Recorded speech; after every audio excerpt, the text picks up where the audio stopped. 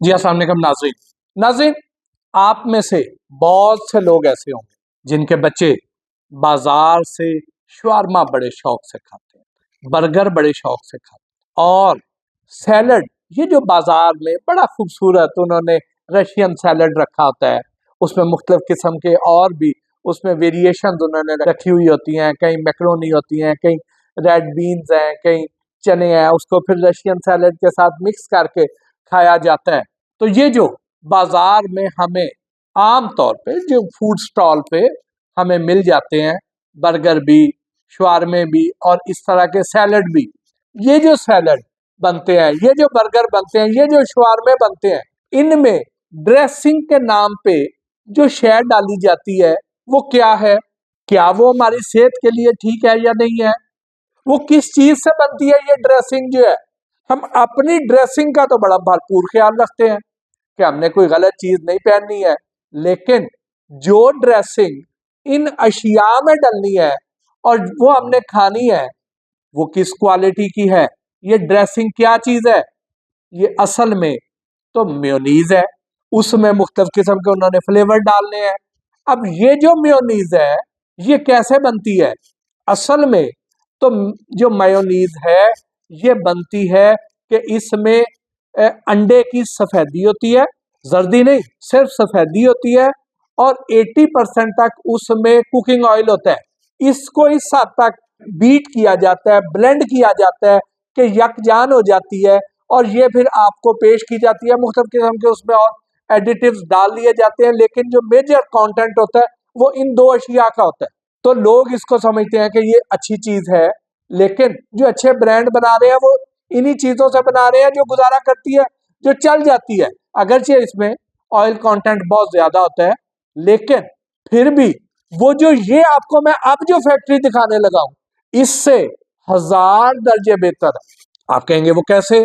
तो आ जाइए, इस फैक्ट्री में आप क्या देख रहे हैं कि बड़े बड़े स्टील के टब है और उनमें क्या चीज भरी हुई है? उसमें एक सफेद सा मवाद है। देखने में ये एक मेयोनीज है और इसके ऊपर मक्खियां देखें किस हद तक भिन-भिना रही हैं। याद रखें कि जो मेयोनीज है, इसको आपने पकाना नहीं होता। सैलड में खाएंगे तो कच्चा खाएंगे उसी तरह ही।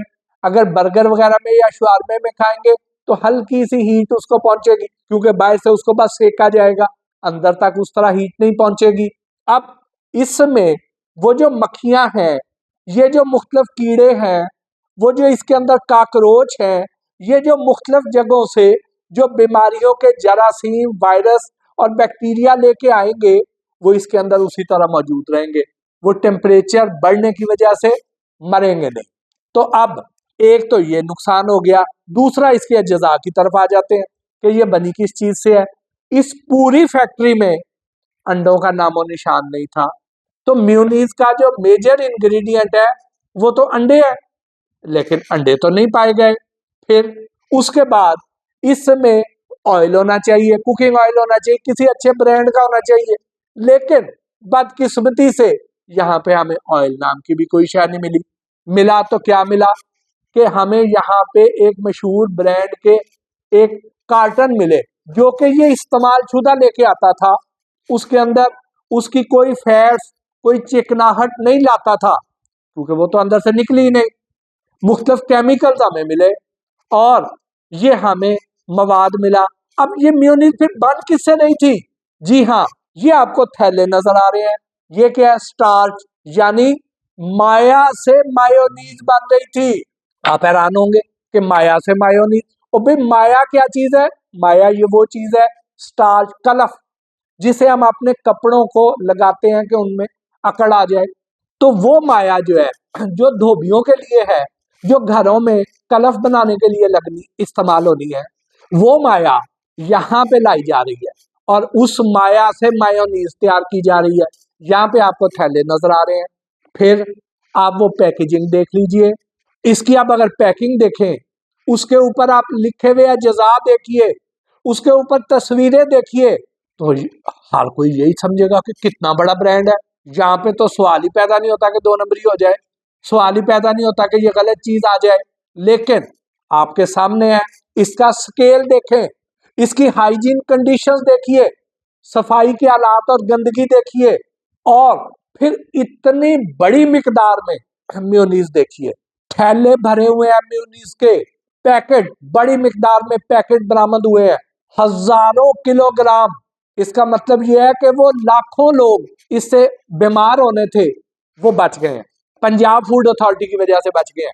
पंजाब फूड अथॉरिटी के जो डायरेक्टर जनरल हैं आसिम जावेद हाशमी सैयद है, नेक आदमी है, ऑनेस्ट आदमी, अपराइट आदमी है, और उनके साथ जो आसिफ डोगर साहब हैं जो एडिशनल डायरेक्टर जनरल ऑपरेशन है पंजाब के, इंतहाई विजिलेंट अफसर, बहुत से महकमों में उन्होंने सर्व किया हुआ है, बहुत कॉम्पिटेंट, फौरी तौर पर मामले की तह तक पहुंचते हैं, फौरी डिसीजन लेते हैं। लाहौर के जो डिप्टी डायरेक्टर ऑपरेशन है बदर रमीज, बड़े काबिल अफसर हैं।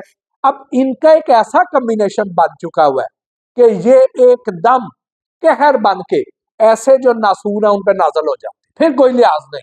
और इतनी बड़ी मिकदार में जब इतना बड़ा काम यहाँ पे पकड़ा गया, तो आपका क्या ख्याल है वहां पे दबाव कितने आए होंगे? ये सारे दबाव भी बर्दाश्त करते हैं, हर तरह की ऑफर्स को भी ठुकराते हैं, सिर्फ और सिर्फ आपकी सेहत को बेहतर करने के लिए। इसको बड़ा रिलीजियसली लेकर चलते हैं। ये सब कुछ आपको बताने का और दिखाने का मकसद क्या था? सिर्फ डराना नहीं था, खौफ और राज फैलाना नहीं था, आपको ये यकीन दिलाना था कि पंजाब फूड अथॉरिटी आपकी सेहत की हिफाजत के लिए अपना काम कर रही है।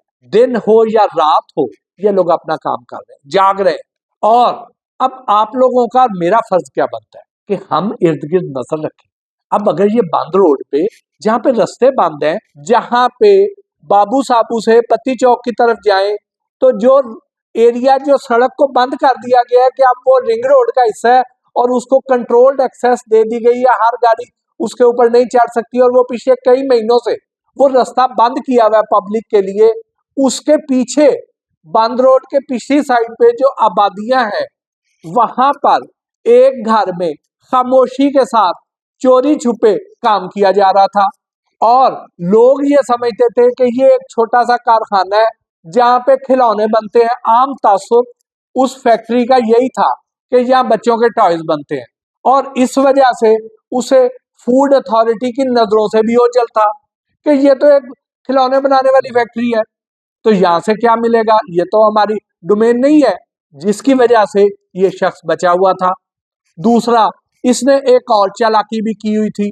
वो क्या चालाकी की हुई थी कि जो अपनी पैकेजिंग है उसके ऊपर जो एड्रेस दिया हुआ है वो किसी और जगह का था। वहां पे जब पंजाब फूड अथॉरिटी जाती है कि ये आपने लाइसेंस लिया था इसको चेक करें, तो पता चलता है कि वो तो कई महीने पहले बंद हो चुकी है।